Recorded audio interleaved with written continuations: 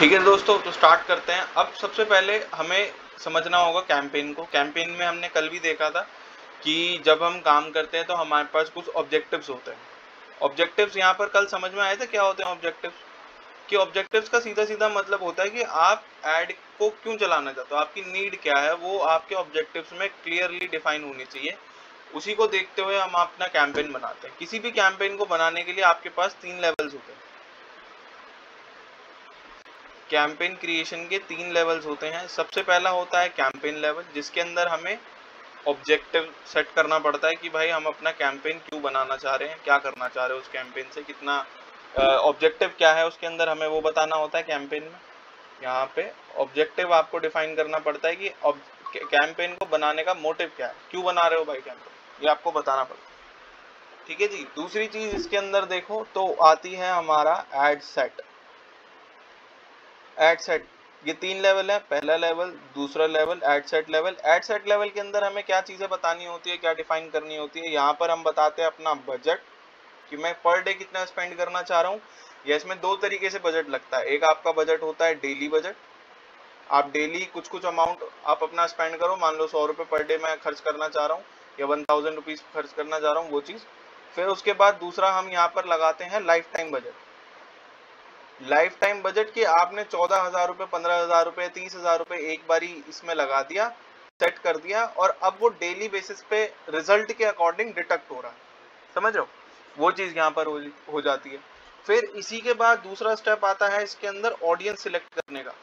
क्योंकि भाई अब पैसा लग चुका है, तो पैसा लगाने के बाद हम कोशिश करते हैं कि हमारा ऐड जो है वो रेलेवेंट पर्सन को दिखे, फालतू के लोगों का ना दिखकर एकदम काम के बंदे को दिखे जो एक्चुअल में मेरा कस्टमर है। जैसे थोड़ा सा एक बारी एग्जांपल देख लेते हैं कि कैसे, मतलब ये वाली चीज मैं कहना चाह रहा हूँ। अब हम मानकर चलते हैं यहाँ पे कि दिल्ली से मेरठ वाले रास्ते पे जो हाईवे NH58, NH58 के ऊपर हमने एक रेस्टोरेंट खोला। ठीक है जी, ये हमने रेस्टोरेंट खोला, और इस रेस्टोरेंट का इश्तेहार जो है, मतलब एडवर्टीजमेंट है, वो मैंने एक अखबार के अंदर दे दिया। कौन सा चलता है वहां पे? अमर उजाला। अमर उजाला या दैनिक जागरण वगैरह में मैंने इसमें दे दिया। ठीक है भाई। अब मुझे एक बात बताओ, ये जो रेस्टोरेंट है इसकी पास जो ऑडियंस है वो कौन सी ऑडियंस है, कौन सा एज ग्रुप है इसके पास, वो मुझे एक बारी बताओगे जरा। कौन सा एज ग्रुप जो है वो आज की डेट में न्यूज़पेपर को पढ़ना पसंद करता है?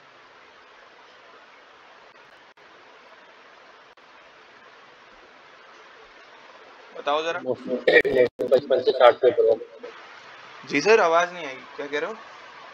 55 से 60 पेपर वाली है। हाँ, 55 से 60 से प्लस ही मानकर चलते हैं, ये ऑडियंस है हमारे पास। क्योंकि अब जितने भी लोग हैं जो पहले न्यूज़पेपर, ऐसी बात नहीं न्यूज़पेपर नहीं पढ़ते थे, हमारे स्कूल के टीचर्स हमें रेकमेंड करते थे कि भाई इंग्लिश का न्यूज़पेपर पढ़ा करो, न्यूज़पेपर पढ़ा करो, करंट अफेयर्स उसमें आते हैं, बहुत सारी चीजें होती थी। लेकिन अब डिजिटलाइजेशन इतना बढ़ चुका है कि हर न्यूज़ तो हम टीवी पे, फोन पे, इन सब चीज़ों पे देख लेते हैं, तो न्यूज़पेपर अब वैसे ही लोग नहीं खरीदते। लेकिन अभी भी जो 55 से 60 प्लस का जो एज का ग्रुप है वो आज भी न्यूज़पेपर पढ़ता है। अब इस न्यूज़पेपर में मैंने एडवर्टीजमेंट तो अपना दे दिया, लेकिन एडवर्टीजमेंट देने के बाद मेरी जो ऑडियंस है वो कौन सी हो गई? 55 से 60 वाली। क्या 55 से 60 वर्ष से अधिक व्यक्ति को, मान लो 70 वर्ष का एक व्यक्ति मेरे एडवर्टीजमेंट को देख रहा है, तो क्या ये मेरी ऑडियंस है? क्या ये मेरे रेस्टोरेंट में खाना खाने आएगा? भाई उसके दांत जवाब दे चुके हैं इस एज में आकर। उसे चाहिए घर का सिंपल सादा खाना, वो कहाँ रेस्टोरेंट में आएगा मेरा खाने खाने? तो इसी वजह से आपकी जो ऑडियंस होती है, जब आप एडवर्टीजमेंट दे रहे हो किसी भी जगह पे, चाहे डिजिटल हो चाहे ऑफलाइन मार्केटिंग हो, कहीं पर भी एडवर्टीजमेंट दी जा रही है, तो आपके पास ऑडियंस मैट्रिक्स होना बहुत जरूरी है कि आप किस एज ग्रुप को टारगेट कर रहे हो। सेम उसी तरीके से जो हमारा ये वाला पोर्शन है ऑडियंस का, यहाँ पर हम डिसाइड करते हैं कि मेरा एज ग्रुप क्या रहने वाला है ऑडियंस का, मेरी ऑडियंस का जेंडर क्या रहने वाला है, ठीक है, मेरी ऑडियंस का इंटरेस्ट क्या रहने वाला है। इंटरेस्ट के बेसिस पे भी हम उसको टारगेट कर सकते हैं, उनके डेमोग्राफिक्स के बेसिस पे भी हम उनको टारगेट कर सकते हैं, ठीक है, उनके बिहेवियर के बेसिस पे भी हम उनको टारगेट कर सकते हैं। वो कितना फ्रिक्वेंटली घूमने जाते हैं, वो कितना फ्रिक्वेंटली बाहर रेस्टोरेंट्स में खाना खाने के लिए जाते हैं, शॉपिंग करते हैं, इन सब चीज़ों पे। डेमोग्राफिक्स में वो क्या काम करते हैं, कितनी इनकम है, ये सारी चीज़ें। इंटरेस्ट बेस पे वो किस चीज़ को ज़्यादा इंटरेस्टेडली लेते हैं, वो सारी चीज़ें। ठीक है। तीसरी चीज़ आती है जो मोस्ट इम्पॉर्टेंट है, वो है आपकी लोकेशन, कि आप किस लोकेशन के एरिया को टारगेट कर रहे हो। ये सारी की सारी चीज़ें ना, ये आपके इस एड सेट लेवल में आता है। बहुत मतलब बहुत इंपॉर्टेंट लेवल होता है जिसके अंदर एड सेट में आप ये सारी चीज़ें बता रहे हो। ठीक है जी। तो ये कुछ चीज़ें हैं जो आप इसके अंदर सेट करते हो। प्लस में एक चीज़ और ऐड कर लो, प्लेसमेंट। आपका एडवर्टीजमेंट इंस्टाग्राम फेसबुक पे तो दिख ही रहा है, लेकिन इंस्टाग्राम फेसबुक के अंदर कहाँ कहाँ दिख रहा है, वो भी बहुत ज़रूरी है। कैसे भला? कि इंस्टाग्राम के अंदर अगर आप देखो, आपको एडवर्टीजमेंट कहाँ कहाँ देखने को मिलता है इंस्टाग्राम में, एक बार ही बताओगे जरा। जब हम इंस्टाग्राम ओपन करते हैं, इंस्टाग्राम ओपन करते हैं, तो इसमें जो एडवर्टीजमेंट होता है वो आपको कहाँ कहाँ मतलब देखने को मिलता है, बताओ जरा। चलो बताओ। स्टोरीज में देखने को मिलता है क्या? आपकी फीड्स में देखने को आपको मिल जाता है, आपके रील्स में आपको देखने को मिल जाता है एडवर्टीजमेंट, और कहाँ देखने को मिलता है बताओ।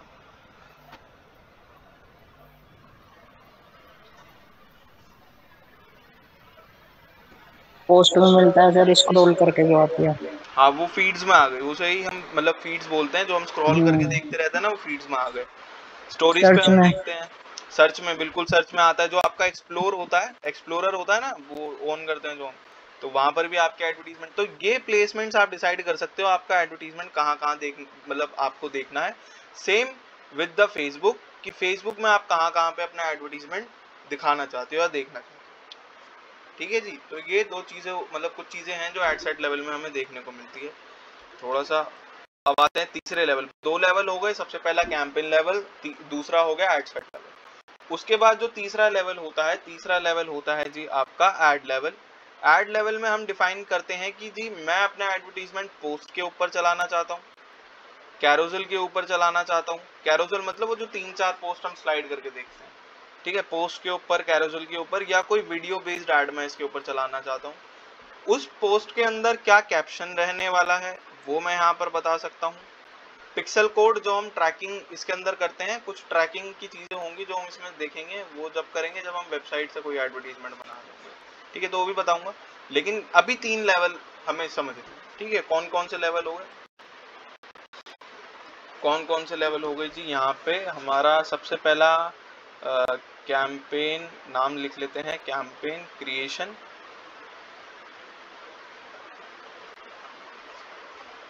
कौन कौन सी चीज़ें हो गई, सबसे पहला आता है आपका कैंपेन लेवल, जिसके अंदर हम डिफाइन करते हैं अपना ऑब्जेक्टिव, ऑब्जेक्टिव, ठीक है जी। दूसरा लेवल कौन सा होता है, दूसरा लेवल होता है आपका एड सेट लेवल, जिसके अंदर हम कुछ चीज़ें डिसाइड करते हैं, जैसे कि आपका बजट, आपका ऑडियंस, आपकी प्लेसमेंट, मतलब कहाँ ऐड देखना है, उनको हम प्लेसमेंट बोलते हैं। ये सारी चीज़ें आपको यहाँ देखने को मिल जाती है। तीसरा और जो लास्ट होता है वो होता है आपका ऐड लेवल, जिसके अंदर हम बताते हैं कि मेरा ऐड जो है वो एक पोस्ट पे चलने वाला है, एक कैरोसेल के ऊपर चलने वाला है, या फिर एक वीडियो बेस्ड ऐड चलने वाला है। ये तीनों चीज़ें आप बताते हो कहाँ, ऐड लेवल। ये 3 चीज़ें होती हैं, ठीक है। अब चलते हैं थोड़ा सा प्रैक्टिकल अप्रोच की तरफ। अब बनाएंगे सीधा एड्स मैनेजर से कैंपेन। अब एड्स मैनेजर पे हम आ गए। यहाँ पर आने के बाद आपको सबसे पहले क्या करना है, वही नॉर्मल चीज़, आपको क्रिएट के ऑप्शन पे जाना है। जैसे ही क्रिएट के ऑप्शन पे जाओगे तो कुछ इस तरीके के ऑब्जेक्टिव्स आपको देखने को मिल जाते हैं, कुछ ये वाले ऑब्जेक्टिव्स आपको देखने को मिल जाएंगे मेरे भाई। अब इसमें क्या होता है, ये हम कल भी देख रहे थे।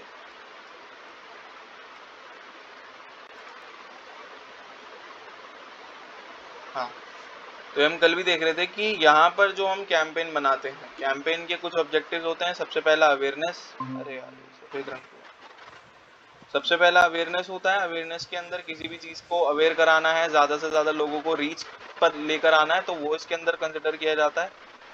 और फिर बात की जाए ट्रैफिक की, तो अगर मुझे अपनी वेबसाइट के ऊपर ट्रैफिक जनरेट करना है तो मैं ट्रैफिक का यूज करूंगा अपने इंस्टाग्राम प्रोफाइल पे या फेसबुक प्रोफाइल के ऊपर, मुझे ट्रैफिक को लेकर आना है। एंगेजमेंट में हमारे लाइक कमेंट शेयर आ जाते हैं। लीड्स में मैं अपने क्लाइंट की इन्फो को कलेक्ट करता हूँ, इन्फॉर्मेशन कलेक्ट करता हूँ। ऐप प्रमोशन में किसी एप्लीकेशन बेस्ड चीज़ों को मुझे यहाँ से ग्रोथ पे लेकर जाना होता है, तो वो चीज़। सेल्स में डायरेक्टली मैं कैटलॉग सेल का ऐड चलाता हूँ, कैटलॉग सेल चलाते हैं हम यहाँ से, ठीक है। ये ऑब्जेक्टिव बार बार सिर्फ इसी वजह से बता रहा हूँ। हाँ अक्षर, हाँ अभिषेक जी बताइए। अवेयरनेस और ट्रैफिक में क्या फर्क है? हाँ जी, अवेयरनेस में, अवेयरनेस और ट्रैफिक में, अवेयरनेस और ट्रैफिक में, अवेयरनेस और ट्रैफिक में ये था सर कि अवेयरनेस का ऐड हम कब चलाते हैं, अवेयरनेस का ऐड चलाते हैं हम ज़्यादा से ज़्यादा लोगों को अपनी चीज़ के, अपने प्रोडक्ट के बारे में बताने के लिए, यानी कि मैक्सिमम नंबर ऑफ रीच के लिए, ज़्यादा से ज़्यादा लोगों तक पहुंचना, इसमें रीच आती है। ट्रैफिक में क्या होगा, ट्रैफिक का मतलब होता है कि आप अपने प्रोफाइल के ऊपर, मतलब प्रोफाइल आपकी कोई भी हो सकती है, वो आपकी इंस्टाग्राम की हो सकती है जिसे मैं आईजी लिख रहा हूँ, या आपकी एफबी की हो सकती है। दोनों पे अगर आपको ट्रैफिक लेकर जाना है, या आपको अपनी वेबसाइट के ऊपर मैक्सिमम ट्रैफिक लेकर जाना है, जो अभी हम बात कर रहे थे कि अभी एक वेबसाइट बनानी है हमें, तो ये वो चीजें होती हैं। मतलब ज्यादा से ज्यादा रेस्पॉन्स होंगे हमें। हाँ तो दो चीज सेम सी लग रही है तो। सिमिलर ही है। यहाँ पर क्या होगा, यहाँ पर बस आपको प्रोफाइल ऑप्शन नहीं मिलता, आपको इंस्टाग्राम ऑप्शन नहीं मिलता, एफबी ऑप्शन नहीं मिलता, आपको एक पर्टिकुलर पोस्ट दी जाती है, पोस्ट के ऊपर मैक्सिमम रीच ले आओ, ठीक है। आपको वेबसाइट का ऑप्शन नहीं मिलता। हाँ आप ये कर सकते हो कि आपने एक पोस्ट का डिजाइन करी, उसके अंदर आपने www डॉट करके अपनी वेबसाइट का लिंक डाल दिया, अब यूजर यहाँ से पढ़ के आपकी वेबसाइट पे चला जाए तो बात अलग है। मतलब वो कुछ बटन या इस तरह से कुछ लिंक वगैरह नहीं है? हाँ ये आप इसके अंदर ऐड कर सकते हो, बाकी कुछ नहीं है। मतलब एक तरह से बैनर की तरह काम है। हाँ हाँ हाँ बिल्कुल बिल्कुल उसी तरीके से काम है,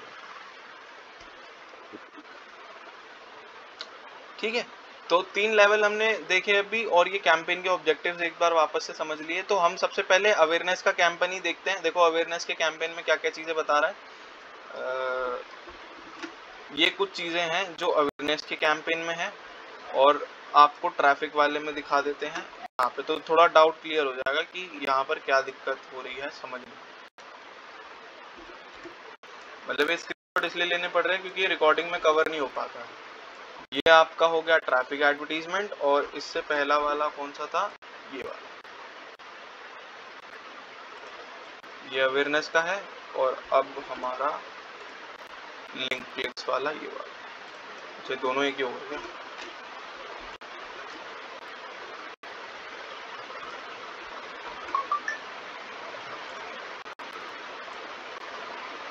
ट्रैफिक, दोनों में समझो क्या फर्क है कि यहाँ पर जब आप देखते हो अवेयरनेस के अंदर आपको रीच मिलती है, जिसमें मैंने आपको बताया ब्रांड अवेयरनेस, तो पोस्ट आप या कोई वीडियो आप डाल सकते हो, ठीक है। अब जब पोस्ट या वीडियो डाल रहे हो तो अवेयरनेस तो अपने आप ही हो रही है, और अगर वीडियो डालिए तो उसके बाद क्या हो रहा है, आपकी लोकेशन, मतलब जो व्यूज हैं ऑलरेडी उसके ऊपर बढ़ रहे हैं कि भाई जब वीडियो पब्लिश करिए तो व्यूज तो आएंगे ही आएंगे। स्टोर लोकेशन अवेयरनेस, अगर आप अपनी किसी पोस्ट वगैरह के अंदर अपनी स्टोर की फोटो वगैरह उठाकर डाल देते हो तो उसके ऊपर जब रीच बढ़ रही है तो अवेयरनेस अपने आप बढ़ रही है, ठीक है। यहाँ पर ट्रैफिक में क्या होता है, send people to a destination such as your website, application, Instagram profile और फेसबुक इवेंट। जबकि यहाँ क्या लिखा है, show your ads to people who are mostly likely to remember them.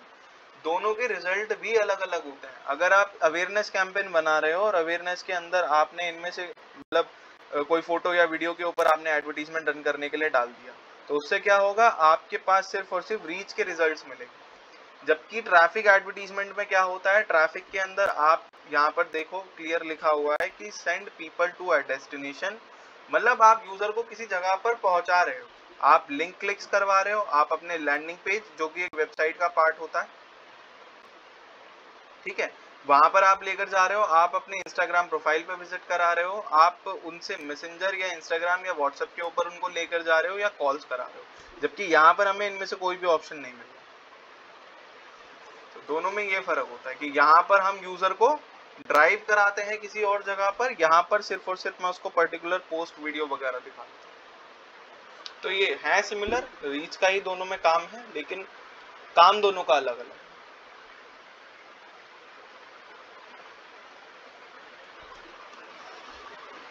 अब चलते हैं थोड़ा सा आगे। तो अभी अवेयरनेस कैंपेन लेंगे हम, और कैंपेन सिलेक्ट करने के बाद जैसे ही कंटिन्यू करा, कंटिन्यू करते के साथ ही आपके पास एक स्क्रीन ओपन हो जाएगी जिसके अंदर आपका सबसे पहले आ रहा है ये वाला कैंपेन नेम, यानी कि अभी हम कहाँ पर हैं, अपने कैंपेन लेवल के ऊपर। ठीक है जी। तो सबसे पहले आप यहाँ पर कैंपेन को एक नाम दे देते हो, जो भी आपका नाम होता है। मैं कुछ इस तरीके से लेता हूँ कि सबसे पहले मैं अभी के लिए डेमो लिख रहा हूँ, क्योंकि मेरे पास कोई अभी ऐसा काम नहीं है कि किसी का मैं पर्टिकुलर ऐड बना रहा हूँ। फिर उसके बाद मैं इसमें डेट मेंशन कर देता हूँ कब मैंने ये ऐड बनाया था, तो इससे मुझे क्लियर हो जाता है कि भाई ये ऐड मैंने कब बनाया था, और इसमें मैं इसका ऑब्जेक्टिव भी लिख देता हूँ। तो ये मेरा तरीका है, आपको जैसे ठीक लगे आप वैसे यूज कर सकते हो। बाइंग टाइप ऑप्शन, इसके अंदर हमें कोई अभी चेंजेस करने नहीं है, ये आपको बाइंग टाइप पे रखना है। ऑब्जेक्टिव अगर आप मान लो चेंज करना है, अवेयरनेस की जगह कोई और करना है, मन बदल जाता है, तो वो चीज आप यहाँ से कर सकते हो। ठीक है।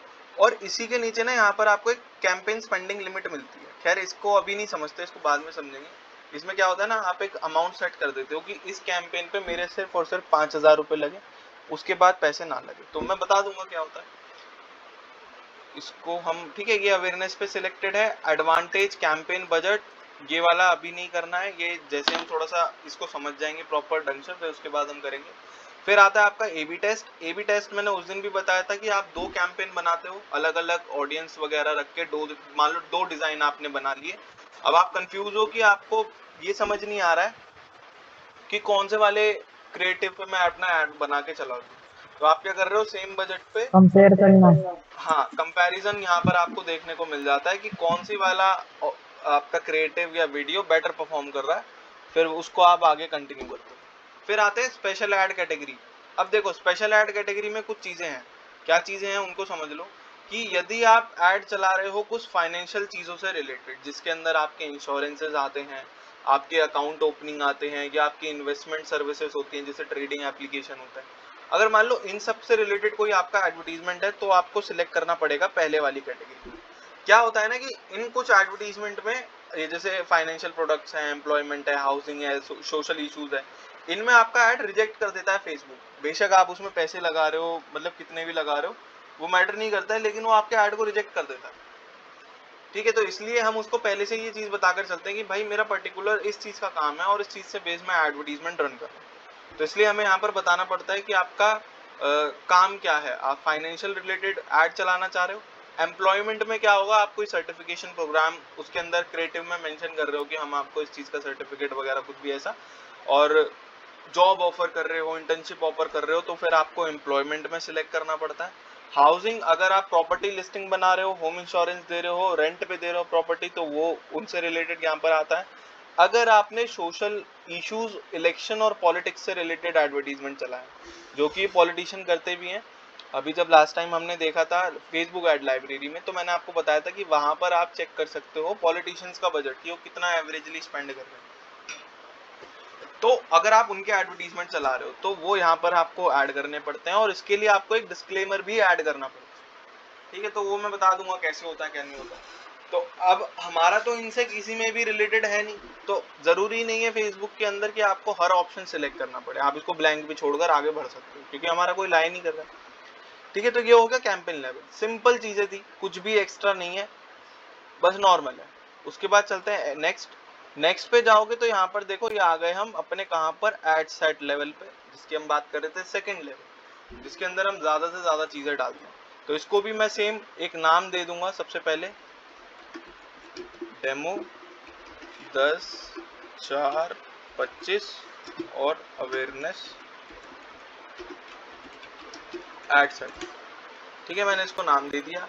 इसके बाद परफॉर्मेंस गोल, कि मेरा क्या गोल है इस एडवर्टीजमेंट को चलाने का। ऑब्जेक्टिव तो मैंने सिलेक्ट कर लिया, लेकिन मेरा ऑब्जेक्टिव है अवेयरनेस का। अब अवेयरनेस, ज्यादा से ज्यादा लोगों को ऐड दिखाकर मैं चाहता हूँ, या मैक्सिमम नंबर ऑफ इम्प्रेशन चाहता हूँ, मतलब मेरी ऐड को लोग बार बार देखें, कुछ ऐसा चाहता हूँ, या मैक्सिमम ऐड रिकॉल लिफ्ट, मतलब मैं लोगों को अपना एडवर्टीजमेंट इतनी बार दिखा दूं कि उनको वो चीज दिमाग में बैठ जाए।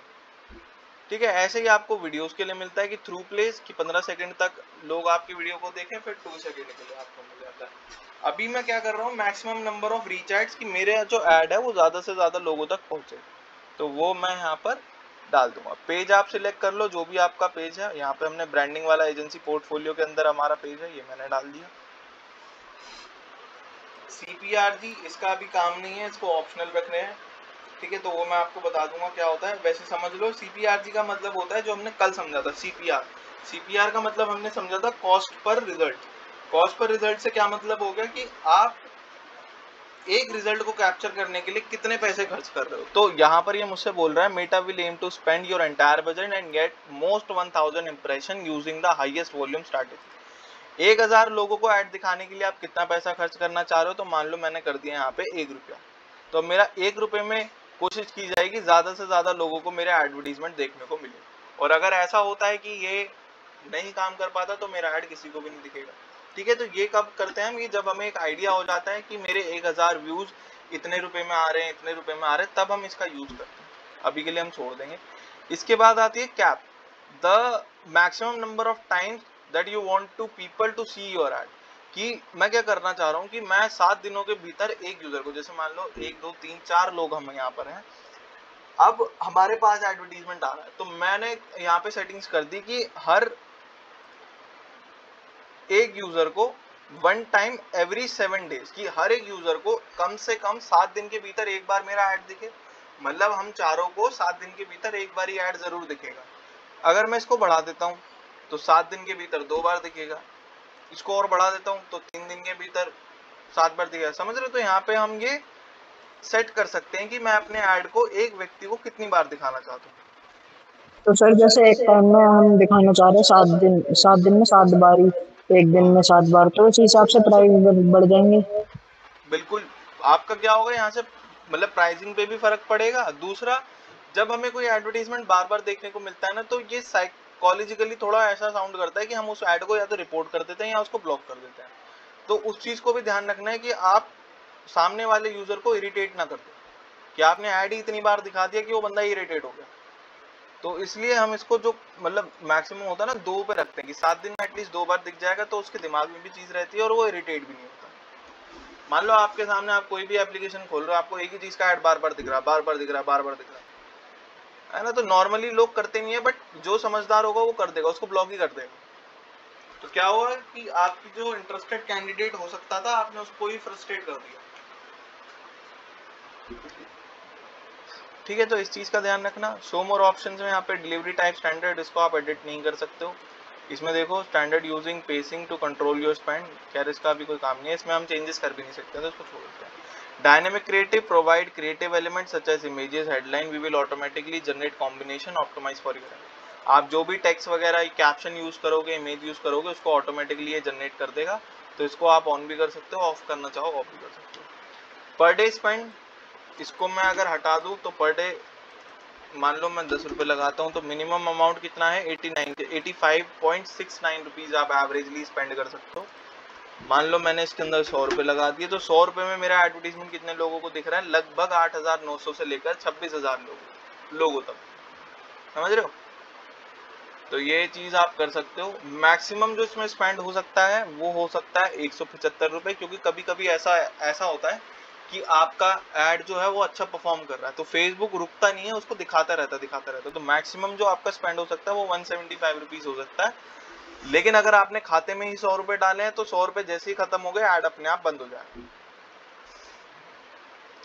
आप यहाँ से उनकी शेड्यूलिंग कर सकते हो, मेरा ऐड कब से कब तक दिखना चाहिए, मतलब 10 तारीख इस टाइम से लेकर एंड डेट यहाँ पे अगर आप सेट करना चाहो तो वो आप कर सकते हो, नहीं करना चाहते तो कोई दिक्कत वाली बात नहीं है, वो भी यहाँ पे हो जाता है। रीसेट कर देते हैं अभी इसको, ठीक है। बजट शेड्यूलिंग, किस टाइम पे आपको बजट इंक्रीज करना है वो भी आप यहाँ पे लगा सकते हो कि 11 अप्रैल दोपहर 2 बजे से मेरा बजट बढ़ जाए और 12 अप्रैल शाम को 3 बजे तक मेरा बजट 25 रुपये बढ़ जाए, 50 रुपये बढ़ जाए, या आपके हाथ में जितना आपको बढ़ा।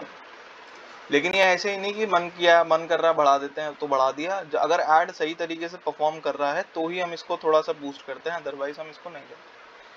अब आती है लोकेशन, खैर इनको अभी छोड़ो, ये तो हमारा कुछ डीप टॉपिक हो जाएगा, तो इसको अभी नहीं समझना। अभी सिर्फ हमें स्टेप्स मतलब कंप्लीट करने हैं। ऑडियंस कंट्रोल में हम यहाँ पे लोकेशन वगैरह एडिट कर लेते हैं, ठीक है। एडवांटेज प्लस ऑडियंस के अंदर हम अपनी ऑडियंस सिलेक्ट करते हैं कि मेरी ऑडियंस कैसी होनी चाहिए, जो 3 चीजें मैं बात कर रहा था कि आपके पास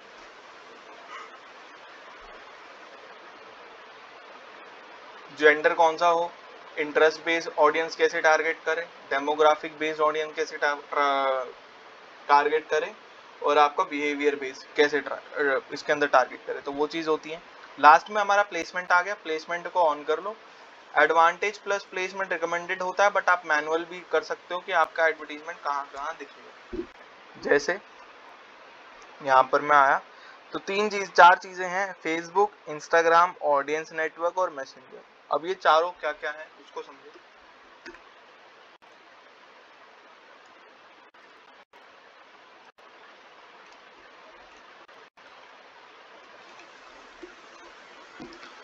देखो भाई, यहाँ पर जो ये फेसबुक है इसका तो हमें पता है, इंस्टाग्राम का भी हमें पता है, दोनों सोशल वाले प्लेटफॉर्म है, हम अच्छे से यूज भी करते हुए आए हैं।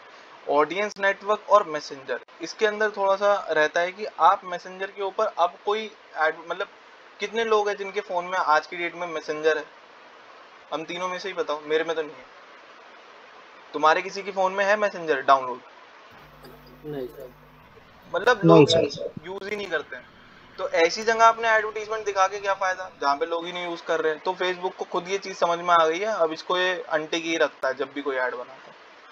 उसके बाद आ जाओ दूसरे पे, क्या है ऑडियंस नेटवर्क। अब ये क्या चीज होती है, ये इसमें क्या होता है कि हर प्लेटफॉर्म के अपने कुछ पार्टनर्स होते हैं, जैसे चैनल पार्टनर्स होते हैं कि आपने क्या करा, आपने कुछ वेबसाइट्स को अपना पार्टनर बना रखा है, आपने कुछ दूसरे प्लेटफॉर्म्स को अपना पार्टनर बना रखा है, जिसकी मदद से आपका एडवर्टीजमेंट अलग अलग वेबसाइट्स पे भी देखने को मिल रहा है, अलग अलग गेम्स के ऊपर भी देखने को मिल रहा है। तो ऐसी जगहों पे हम ये जो सोशल एड्स होते हैं ना, इनको ज़्यादा प्रेफरेंस देते नहीं है, नेग्लिजेंसी ज़्यादा होती है, लोग ध्यान देते ही नहीं। तो इस वजह से मैं ऑडियंस नेटवर्क को ऑफ करूंगा। अब देखो, ऑडियंस नेटवर्क अगर ऑफ कर रहे हो तो यहाँ से जो आपका एस्टिमेटेड साइज है ना ऑडियंस का, ये भी कम हो जाएगा। जैसे ऑडियंस नेटवर्क हटाया तो इस पर फर्क पड़ेगा, कम हो गई ऑडियंस। तो इन चीज़ों का आपको खास तौर पे ध्यान रखना है कि भाई अगर ऐसा है, अभी कितनी है, लगभग 17 करोड़ 68 लाख, हाँ 17 करोड़ 68 लाख के समथिंग है, हाँ यही है। तो इस तरीके से आपकी ऑडियंस है अभी। और अगर जैसे मैं इसको टिक कर देता हूँ तो ये बढ़ जाएगी, ये बढ़ गई, लेकिन अभी इसका कोई फायदा ही नहीं है इन प्लेटफॉर्म्स को। फिर उसके बाद फीड्स में आप एडिट चेंज कर सकते हो, कहाँ ऐड दिखाना है कहाँ नहीं दिखाना है। तो यहाँ पे रील्स वगैरह में तो ऑन रखना, स्टोरीज में ऑन रखना, और फीड्स को ऑन रखना। बाकी कहीं ऑन करो, रिजल्ट में इसमें करो या ना करो, कोई फर्क नहीं पड़ता है। देखो यहाँ आ रहा है ना ऐप एंड साइट्स, ये आपके एक्सटर्नल चीजें होती हैं जो ऑडियंस नेटवर्क के अंदर आती है। अब जैसे ही मैं इसको टैप कर दूंगा तो ये इसके अंदर टिक्ड हो जाएंगी, आ गया ऑडियंस नेटवर्क, ये सिलेक्ट हो गई। लेकिन इसका हमें कोई काम ही नहीं है। एप्लीकेशंस पे जो हम गेम खेल रहे होते हैं, गेम के अंदर अगर कोई एडवर्टीजमेंट आ जाता है तो हमारे पास ये रहता है कि ये ऐड कब खत्म हुआ और गेम स्टार्ट हो। तो ऐसी जगह पे एडवर्टीजमेंट दिखाकर कोई फायदा नहीं। ठीक है जी, अब चलते हैं थोड़ा सा आगे। यहाँ पर आ जाते हैं हमारे वही फेसबुक पेज, इंस्टाग्राम कनेक्ट करने के लिए। फेसबुक हमारा ऑलरेडी है, इंस्टाग्राम यहाँ से कनेक्ट करने को हमसे बोलता है कि भाई ऐड मतलब कनेक्ट कर लो। ऑब्वियसली अगर आप फेसबुक के थ्रू इंस्टाग्राम पे ऐड दिखा रहे हो तो इंस्टाग्राम अकाउंट कनेक्ट होना जरूरी है। फिर यहाँ पर बोल दिया जाता है कि आप इमेज से वीडियो बनाना चाहते हो, कैरोजल लगाना चाहते हो, कलेक्शन कुछ मतलब मल्टीपल चीज़ों का आप कलेक्ट करके यहाँ पे बना रहे हो। ठीक है, फिर आपके प्राइमरी टेक्स्ट आ जाता है। प्राइमरी टेक्स्ट कौन सा होता है?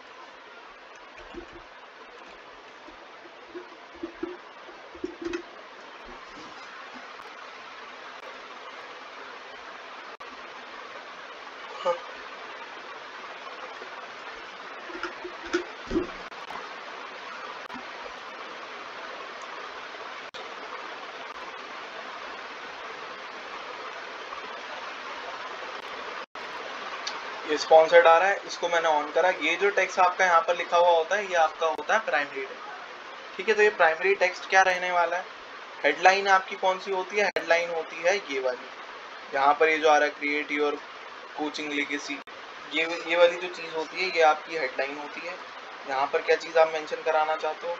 इंस्टेंट एक्सपीरियंस के लिए आप कहीं पर मतलब इसको रिडायरेक्ट करना चाहते हो इमीडिएटली, कि टैप करते ही आपका बंदा कहीं और पहुंच जाए, तो वो चीज़ यहाँ पर अवेलेबल है जिसकी हम बात कर रहे थे। ट्रैकिंग के लिए अभी हमारा कोई मतलब वेबसाइट वगैरह अभी जब हम आगे बढ़ेंगे तो उसको सीखेंगे। अभी के लिए हम इसको सिंगल वीडियो या इसको कर देंगे। ठीक है, तो यहाँ से आप किसी वेबसाइट वगैरह पे उसको भेज सकते हो। कोई डिस्प्ले लिंक अगर विजिबल कराना है तो वो करा सकते हो। तो ये सारी की सारी चीज़ें होती हैं। कॉल कराना चाहो वो भी करा सकते हो, यहाँ पे आ रहा है, मैसेजिंग ऐप पे भेजना है, व्हाट्सएप वगैरह, इन सब चीज़ों तो ये सारी की सारी चीज़ें।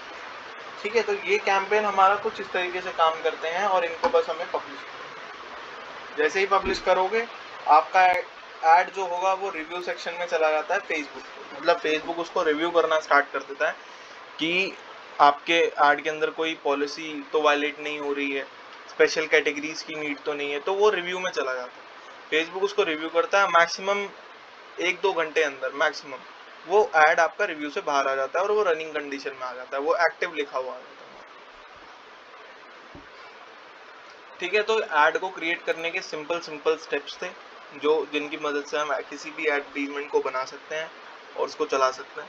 लेकिन मेन जो चीज़ है वो आपका ऑडियंस सिलेक्शन है और दूसरी जो मेन चीज़ है वो आपका लोकेशन। मतलब ये टारगेटिंग वाली जो चीज़ें हैं यही आपके ऐड को बढ़िया तरीके से परफॉर्म कराने में हेल्प करती हैं। अगर ये चीज़ें सही हैं तो आपका ऐड बढ़िया परफॉर्म करेगा, ऑडियंस आपने सही तरीके से सिलेक्ट करी है, आपको डिजायर्ड जो आपके रिजल्ट्स हैं आपको वो मिलेंगे। ऐसे नहीं होगा कि आपको फालतू की क्वेरीज आ रही हैं।